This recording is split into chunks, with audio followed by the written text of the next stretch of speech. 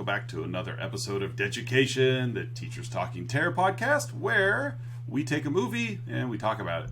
And then we put some kind of educational spin on it. Might have some difficulty with it on this one, but who knows?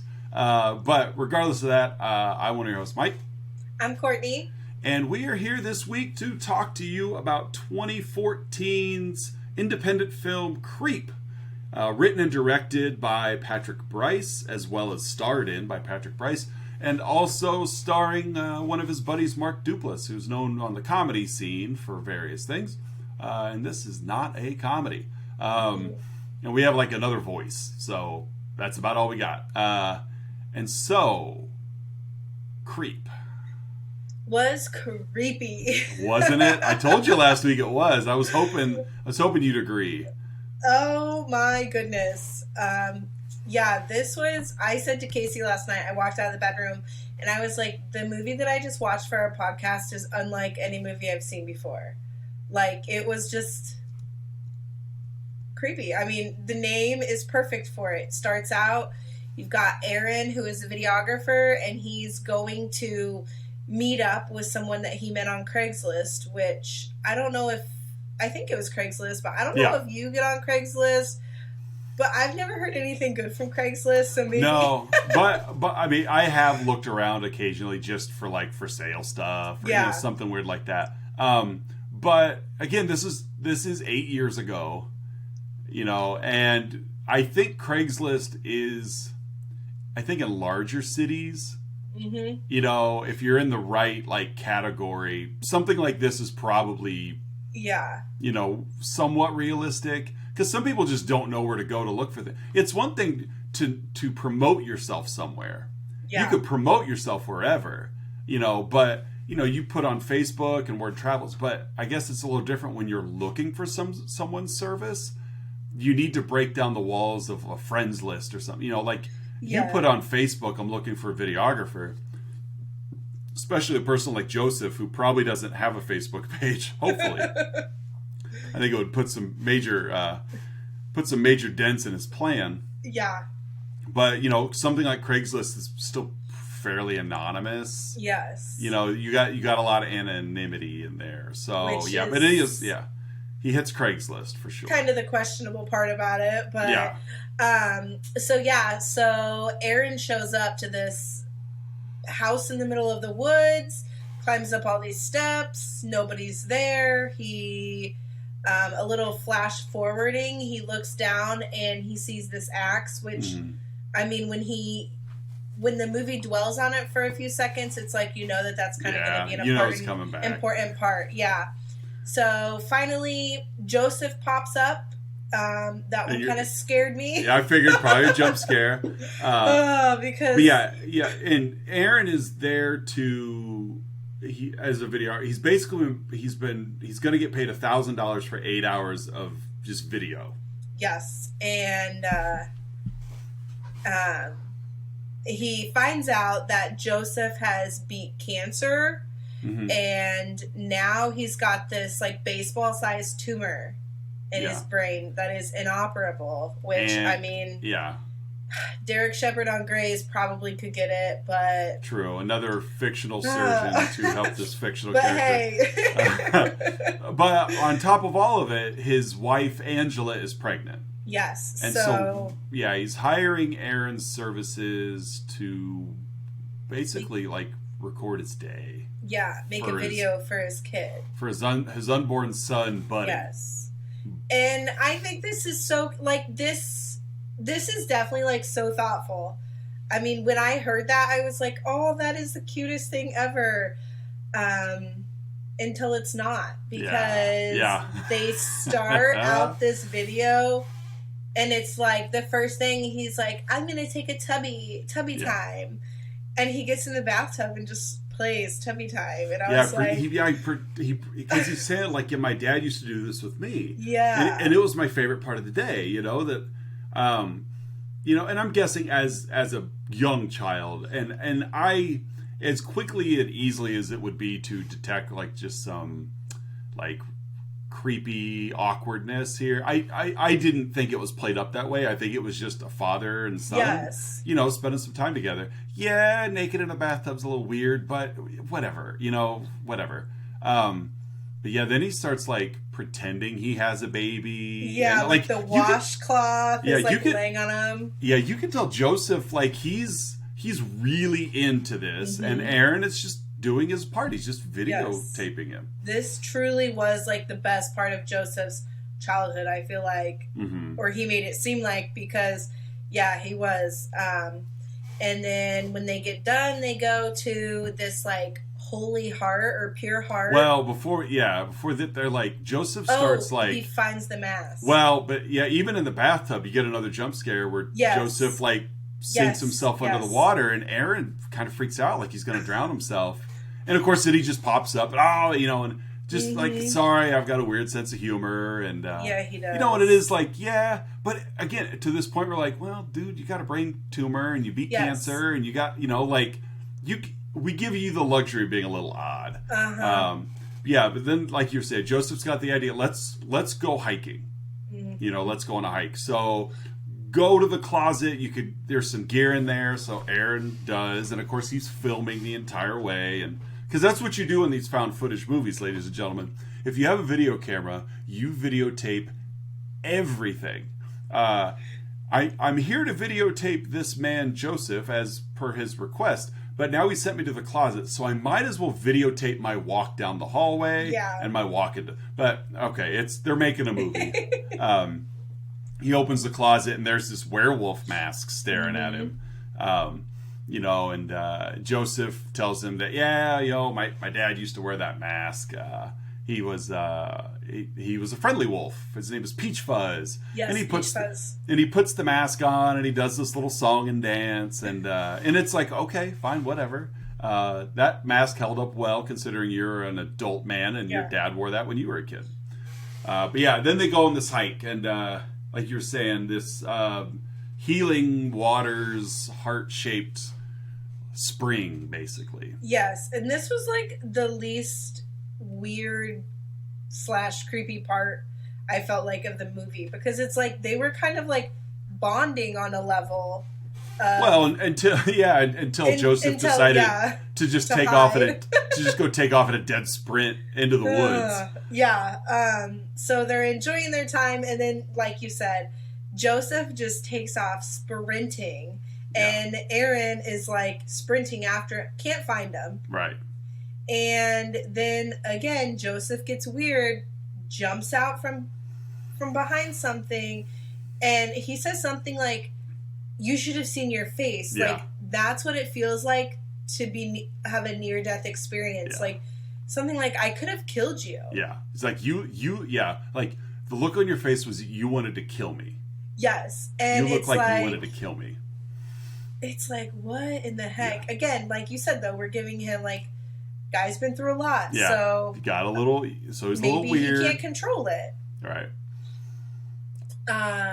They make it back to the house. Well, before they do that, like, again, I think it's important we tap on all the little weird things. Yes. Because there are a lot of little weird things. Like, they find the spring, and they sit in the spring, whatever, and he invites Aaron in. Like, again, Joseph's being very polite. Yes. But then, like, Joseph, like carves J plus A. Oh, yes. On a rock and, like, draws a heart around it. Mm-hmm. This is also where he showed him the pictures that he had taken, right? Not yet. That's at the restaurant. Okay. Yeah, because they leave the woods. They find their way back. And Joseph's like, let's go to my favorite restaurant. My family and I used to go to this restaurant. And they get there, and again, weird things because Joseph is very unfamiliar with the menu of this restaurant. Yeah. But it just changed. That's why. Yeah. Oh, yeah. Oh, I must have changed the menu. Yeah. So it's just these little things that Joseph is keeping up with, but Aaron's paying more attention than Joseph probably anticipated. Joseph asks Aaron if he's ever been ashamed of anything. Yes. And Aaron's like, yeah, like I used to pee my pants. Yeah. And so, he goes into the story of what his mom got him, a little thing that beeped. This little monitor thing. Yes. And so he's like, have you ever been ashamed of anything? And yeah, this is where Joseph tells the story about his wife. Not yet. This is where he shows him the pictures. Oh, okay. Man, I'm all over the place. That's Sorry. all right. That's all right. Yeah, this is where he shows him the pictures that I knew you were at the house. Yes. I was watching you try to get my attention. You know, and he took pictures of it. And, you know, and Joseph's like, man, or Aaron's like, that's really messed up, man. Like, you know, and Joseph's, I didn't know who you were. I wanted to get to know you. You know, I'm sorry. Like, he was very apologetic about this. And again, we're still like, God, Joseph's a little weird, but, you know, he seems fairly harmless. Yeah. You know, so this is where they get back to the house. And Aaron's like, okay, time's up. And Joseph paid him right away. Like, he gets there and he's like, let's just get this out of the way. Gave him $1,000. You know, and Aaron's like, all right, well, it's getting late. I should probably get going. And, you know, Joseph, again, you could tell he's very lonely. Yeah. Despite supposedly having a wife, a pregnant wife. I was going to say, where was she at during this? Yeah. So he invites him to stay for a drink, you know, and basically has to talk him into it. Aaron wants to just get going, you know, and this is where he tells him about his wife. Joseph, like, let's just be friends here. Turn the camera off. So he did, but Aaron kept recording the audio. And this is where Joseph said he was lying about peach fuzz. Yeah, and this whole part was like, what? Yeah. Oh, I know. Heck? It's like, yeah. Because, so like his internet was going slow, so he called the company. They're like, well, your browser history must be full. He opens it up, and he's got like, did he say like owl? Yeah, it was like just animal pornography. Yeah, and it was like, okay, whatever, like weird thing to bring into the movie, but well, it's like, but it's like his wife was looking at it. Yeah, and he's like, I haven't been looking at it, so she looked at it. Well, they came to this house where they were at for a weekend, and he went and got this peach fuzz mask and snuck in. Yeah, broke into his own house. Yeah, and took advantage of tied her up, took advantage of her. Yeah. And then they never spoke of it again. Right. Like, she didn't know it was him. Just very, very weird, which is like super disturbing. So Aaron, who is already wanting to leave, now hears this story and is really freaking out. Like, I got to get out of here. Yeah. And lo and behold, he can't find his keys. Just can't find them. Why not? Yeah. Well, of course, Joseph likely took them. Yeah. Can't find his keys, and Joseph's like, you might as well just stay. The roads are dangerous at night. Tomorrow in the daylight, we'll look for your keys together. We'll find them. And he even was like, well, if you get pulled up, like, you'll blow over. Yeah. And so it is like that guiltiness of like you've been drinking. I shouldn't go then. Yeah. So they have another drink. Right. And Aaron pours this time. Yes. And Aaron, I'm guessing it's like Benadryl. You know, Aaron spiked Joseph's drink with some Benadryl, something to put him to sleep. And he does. Falls asleep kind of on like the fireplace. Like he just passes out. Yeah. He's just talking in his sleep, touching himself, like all while he's supposedly asleep. Yeah. So Aaron, who of course assumes Joseph took his keys, is going to go look for his keys. So he's, again, a lot of tension builds up here, you know, just as he's searching the pockets of a sleeping person and trying to find his keys, and Joseph's cell phone starts to ring. Yeah. And so Aaron answers it, and he's like, Angela? Yeah, it's Angela. Yay, the wife. It's his pregnant wife is called. Yay, finally. So it is. It's like, okay, a little bit of normalness here. Like, maybe he isn't, you know, what we're thinking he is. But come to find out that Angela is not his wife. Angela's his sister. And she is like, you need to leave now. Hang up the phone and get out of the house. And he does, except he goes back upstairs, and Joseph's no longer on the fireplace where he was sleeping, and he goes to leave, and Peach Fuzz is blocking the door. Well, he goes out on the balcony. Yes. And he goes out on the balcony to kind of look around, and then Joseph just like appears. He's been out on the balcony, and and he's just kind of out of it. And again, because Angela had said, my brother's got those problems, you got to get out of there. And so this is when Joseph sprints into the house from the balcony. Again, another thing that it would tear. I used to do that to my best friend when we lived together. We'd go somewhere together, we'd pull into the garage, and then if he were driving, I would get out of the car and run into the house just to hide from him. Oh, he hated it. He hated it. Curtis, if you're listening to this, sorry. But I would just hide from him just to jump out and scare him. But it was more him. And he's still your friend. Oh yeah. Oh good Lord. I put that man through the gauntlet of torture. Yeah, I was not a nice friend for a while, but yeah, we've made it through the thick and very thin. But yeah, so this is where he runs into the house, and Aaron, very hesitantly goes into the house, and he goes to leave because he's like, forget it, I don't need my car, I'll just walk.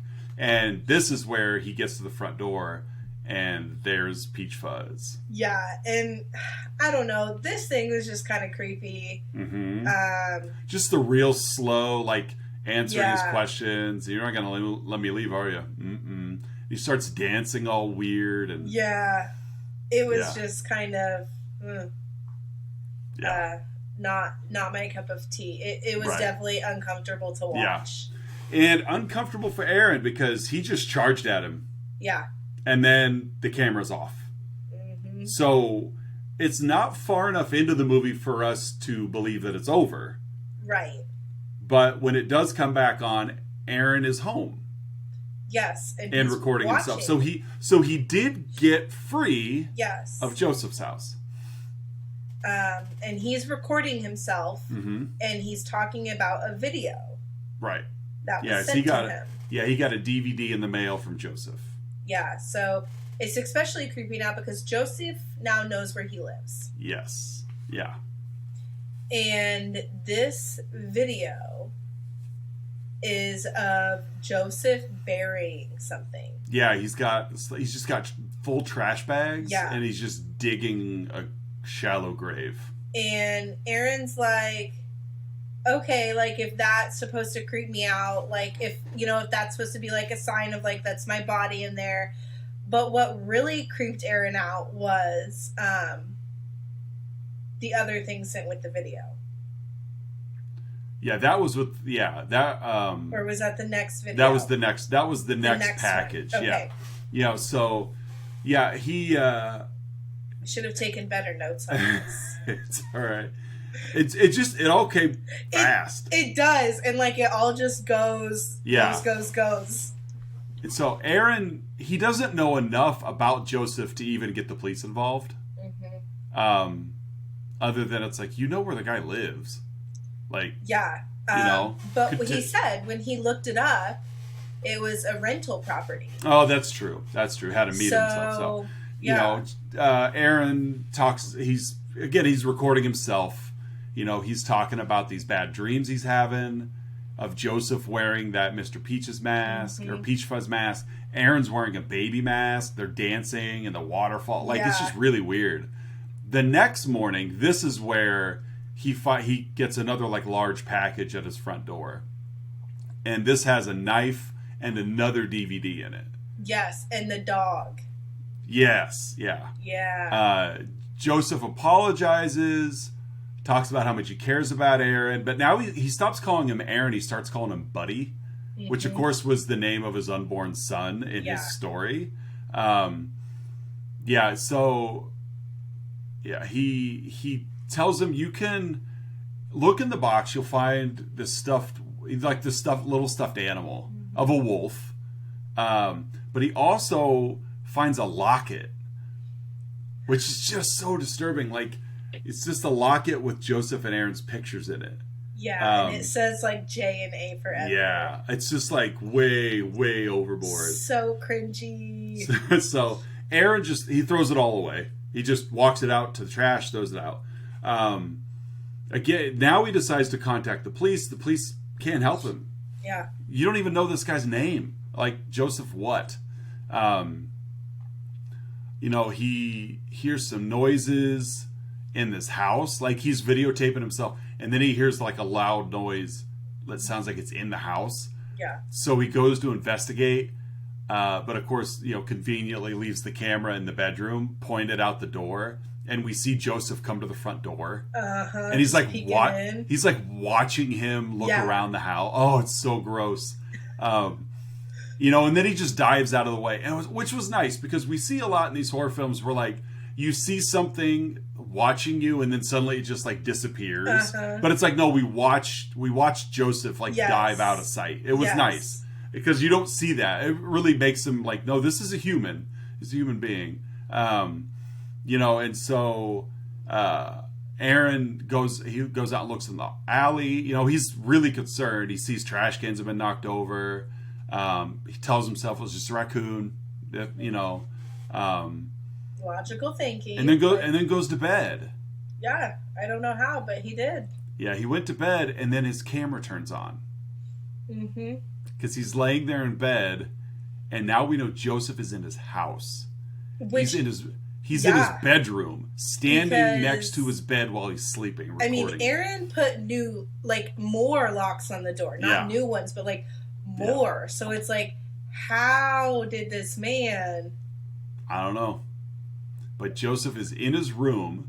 He notices Aaron's wet the bed, which he told us earlier he had a problem with. And then he cuts a lock of hair off his head. Like, just everything in here is just so uncomfortable.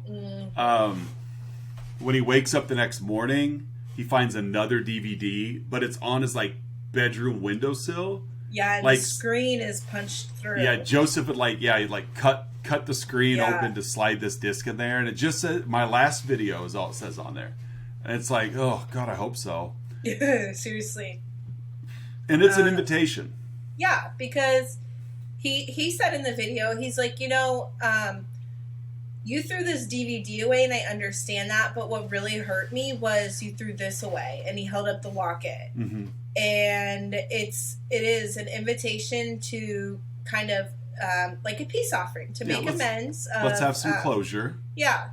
So Aaron is not very bright, and he accepts it. He's very naive, yes. Yeah. And he's like, okay, because I think Aaron's the kind of person that puts a lot of faith in just the goodness of people. Yes. That, I'm going to hear him out. He seems genuine. And again, the setting of, let's go to this public lake. Yes.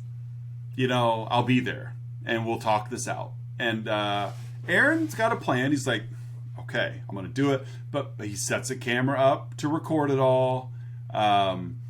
Pre-programs his phone to call the police.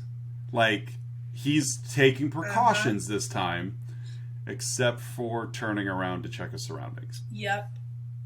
And it shows. It's like, a little while of just watching Aaron sit there and wait, and then Joseph, who is the quietest walker ever. Well, and on top, this is so... You'll get this as we watch more and more movies, but this takes place during the day. Yeah. It's a beautiful setting. Normally this is the kind of stuff that's, happening at night and the shadows. No, this is just... It's slow-paced. It's a beautiful daylit setting, and he's just sitting on a park bench. And you're right, Joseph, slowest walker ever. Or quietest walker ever. Yeah. Because there's nobody around to distract. Nope. Walks up. He dropped something out of his coat. I didn't quite pick up what that was. It was the axe. He just dropped.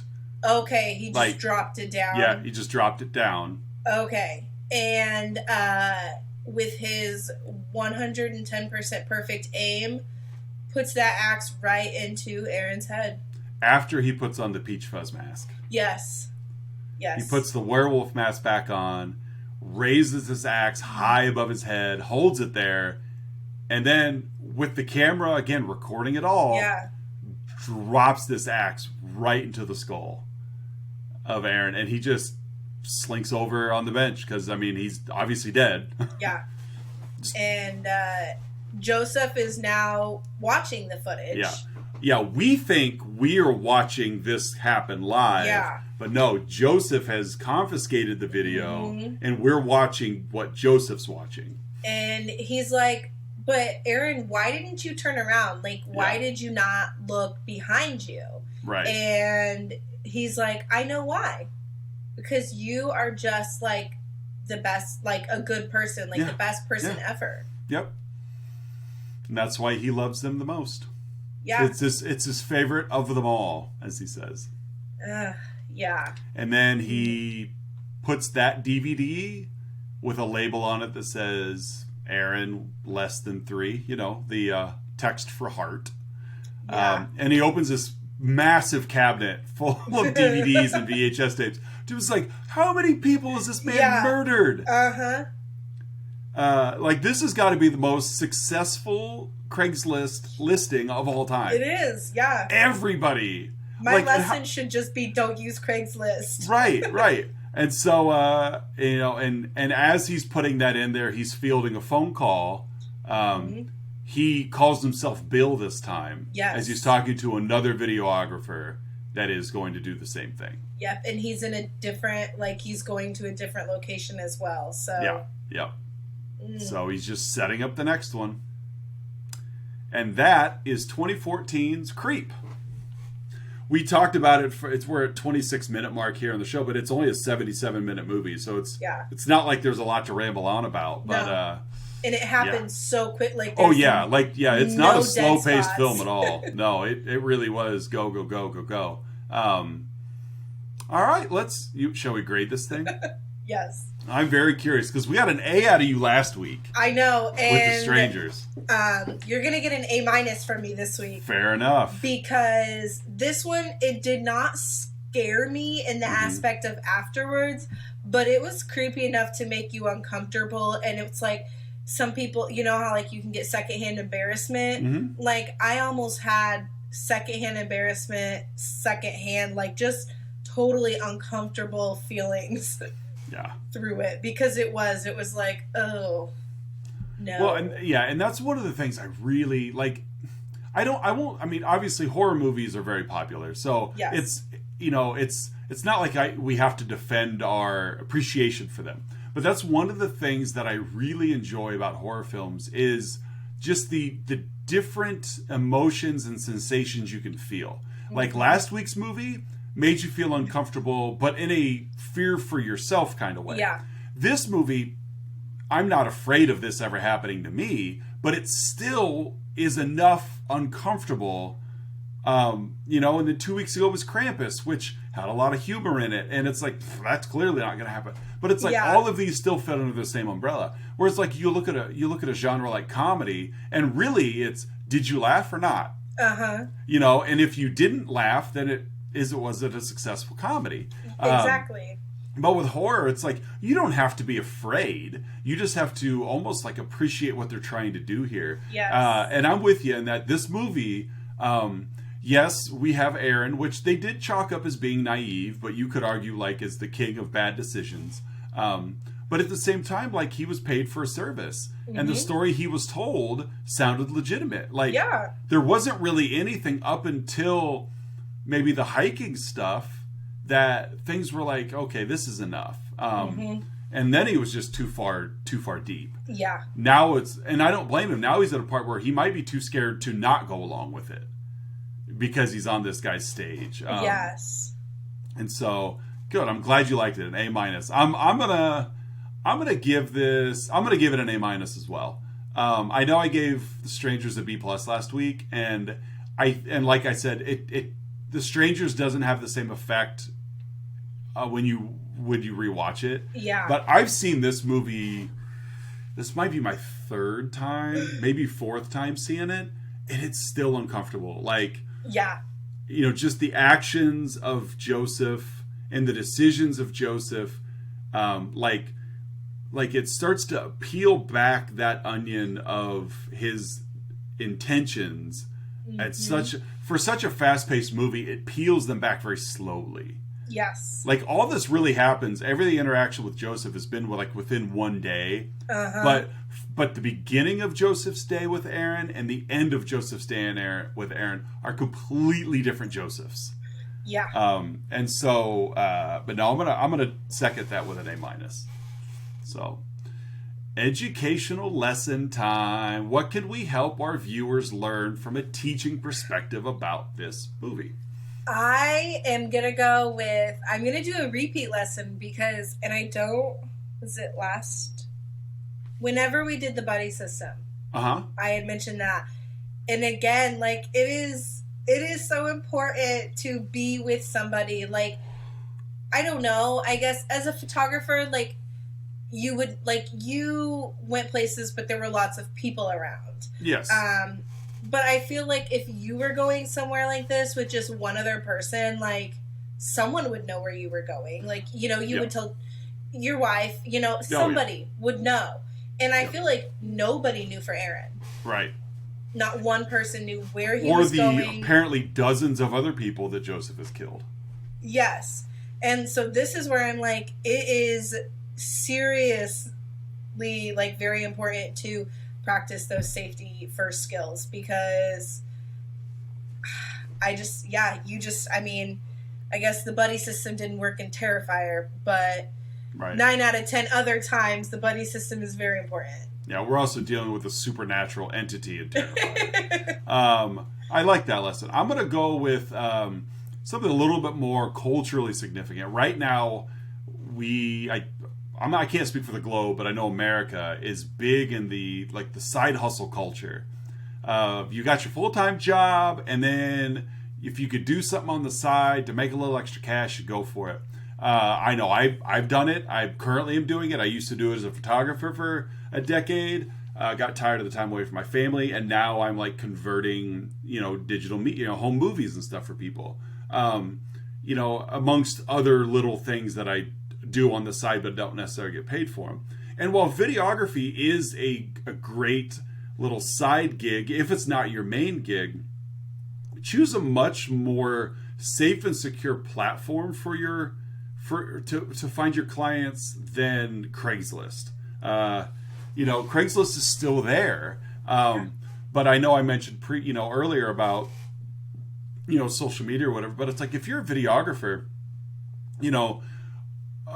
do reference checks, like follow up on this stuff. Don't just, somebody's like, hey, $1,000 for 8 hours, and just meet me at this location.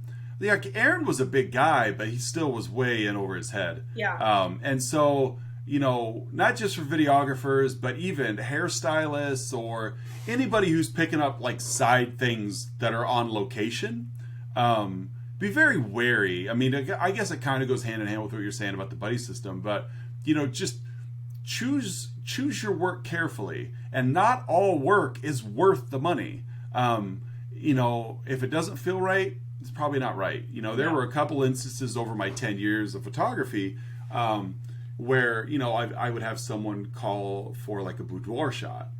And I told my wife when I got started, I'm not doing any of those. Yeah. And my reasoning is, if you are a female calling a male photographer to take pictures of you in lingerie, like, your motives are messed up. Yeah. I don't care how much you may have loved my work. That's not the work I do. No. And I'm not going to do it with you, because I have been asked. I have been.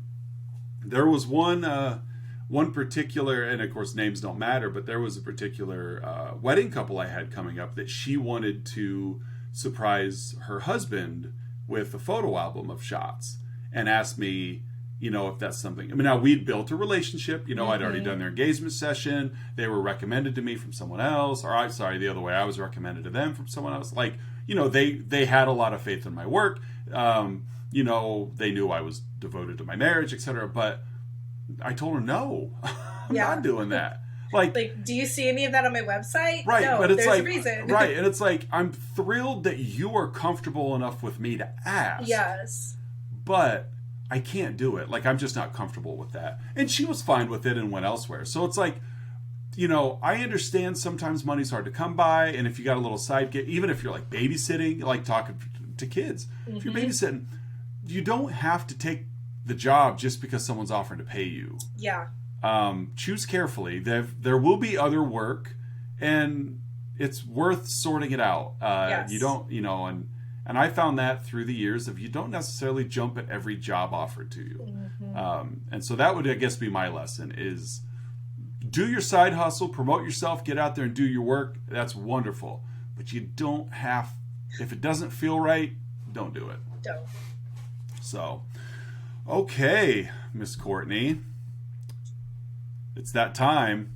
This is, as much as what are we doing for dinner is my worst question of the day. Like, it's my least favorite time of the day. Although, what are we doing for dinner? This is one of my favorite parts of the podcast. Of what are we watching next week? Do you have Do you have something you want to see? Do we want to watch Creep 2? We can watch Creep 2. Because I did like it, and I'd like to see what Bill's going to be up to next. Right, we can watch Creep 2. Came out 3 years later. It has a little larger cast, not much, and he's not Bill. He's still Joseph. But I'll give you critics loved it. It's still the same director, and it's still the same Joseph. Okay. But I'll give you the premise of this one. A video artist looking for work drives to a remote house in the forest to meet a man claiming to be a serial killer. But after agreeing to spend the day with him, she soon realizes she made a deadly mistake. Sound familiar? The difference in this one is, I think Joseph now owns what he is. Okay. And the videographer this time is a female. Okay. So, it is good. I think, as a film, I think it's a better film than the first one. Okay. Like, it's still only like 79 minutes. It's still very tight. And it is good. I enjoyed Creep. I've seen Creep more than I've seen Creep 2 because Creep is scarier than Creep 2. Okay. But it does extend the story of Joseph. We get a little more insight into him. But it is good. It is a very good movie. So yeah, I like that. We'll watch Creep 2. We will be back next week for Creep 2. So, all right. It's our first full week of school of the year. Yes. and then we get a Monday off. So yeah. 3-day weekend coming up. But yeah, we're back to a full week of school. We're already a week into 8 days into the new year already. Yuck. Do you have anything you want to share before we duck out? I do not. I don't either. You guys can find us on social media, Facebook, Instagram, Twitter. Leave a comment. Like, subscribe, all that stuff that all the other YouTubers talk about. Oh, hit like, subscribe, and share, blah, blah, blah, blah, blah. You know all the routine. Go ahead and do it. Tell your friends. But we really do. We're looking for some feedback. We haven't really gotten any feedback since Nightmare on Elm Street. Yeah. And that feedback led to a guest. So yes, and like you obviously don't have to be a guest, but if there's like a favorite scary movie of yours or something, like drop it because I'd be interested in watching. Oh yeah, this. I mean, there's obviously thousands of movies to choose from, and we'd love to hear somebody's recommendation. And it might, who knows, it might be coming close to time where we try to scrounge up another guest. Yes. So, because then they get to pick the movies, so that's always fun too. We don't have to have the "What's for dinner" speech. So, if we would have shuffled, just to lay it out there, if we would have shuffled, the movie we would be watching would be. Oh, it's a good thing we didn't shuffle. We'd have been watching 2004's Blade Trinity. Never heard of that, but it is. It's a horror movie only because it has vampires, but Blade is a Marvel superhero who is half man, half vampire. Okay. And and because he's a vampire, like it's a horror film in that regard. Mm-hmm. There's vampire, there's blood, there's killing. And this would have been the third movie in that franchise. Okay. Okay. And I believe this one has Ryan Reynolds, Jessica Biel, Wesley Snipes. So it's like there's some actors in there that one may have heard of. But yeah, that would have been the movie we came across, which means we probably would have gone back to watch Blade 1 because I think you would have been lost going into Blade 3 as to who is this person? Yeah. But they're not bad movies. That's the weakest of the three. But okay. But maybe someday we'll watch that. But that was this week's potential shuffle. It's not going to be next week's movie, despite the fact that last week's potential shuffle was Creep 2, and it becomes next week's movie. All right, so without further ado, we will wrap up this episode of Deducation. I am Mike. And I'm Courtney. And we will catch you guys next week when we talk about the sequel to Creep 2. Bye.